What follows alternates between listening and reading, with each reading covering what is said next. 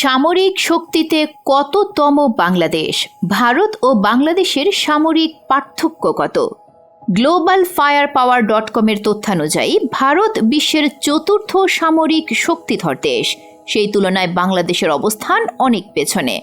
বিশ্বের 145টি দেশের সামরিক সক্ষমতা বিচারে বাংলাদেশের অবস্থান 37তম এবং দক্ষিণ এশিয়ায় চতুর্থ। বাংলাদেশ ও ভারতের মধ্যে সামরিক পার্থক্য কতটুকু? চলুন জেনে নিন। আকাশপথে ভারত ও বাংলাদেশের অস্ত্র ভাণ্ডার। গ্লোবাল ফায়ার পাওয়ারের রিপোর্ট অনুযায়ী ভারতের কাছে মোট 2296টি এয়ারক্রাফট আছে, বাংলাদেশের আছে 216টি। ভারতের যুদ্ধবিমানের সংখ্যা 606টি, বাংলাদেশের আছে 44টি। 869টি হেলিকপ্টার আছে ভারতের, যেখানে বাংলাদেশের রয়েছে 73টি। এখন ভারতের হাতে Rafale, Tejas, Sukhoi Su-30, MKI, Mirage 2000-এর মতো যুদ্ধবিমান আছে। এই ক্ষেত্রে অনেক পিছিয়ে আছে বাংলাদেশ। স্থলভাগে কার শক্তি কত? ভারতের হাতে রয়েছে 4614টি ট্যাঙ্ক, রকেট আর্টিলারির সংখ্যা 702টি। বাংলাদেশের হাতে সেই তুলনায় আছে 302টি ট্যাঙ্ক, রকেট আর্টিলারির সংখ্যা 71টি।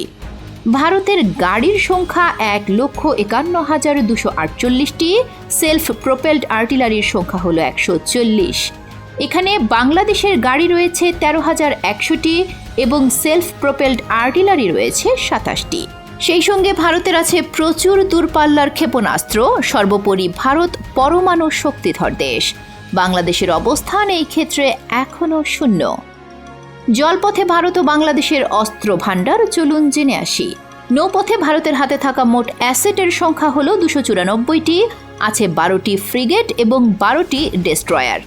117টি অ্যাসেট আছে বাংলাদেশের এবং ফ্রিগেটের সংখ্যা আছে 7টি। ভারতের সাবমেরিনের সংখ্যা হল 18টি, পেট্রোলিং ভ্যাসেল 137টি, এয়ারক্রাফট ক্যারিয়ার আছে 2টি। এদিকে বাংলাদেশের সাবমেরিনের সংখ্যা হলো 2টি, পেট্রোলিং ভেসেল আছে 55টি, এয়ারক্রাফট ক্যারিয়ার নেই বাংলাদেশের হাতে।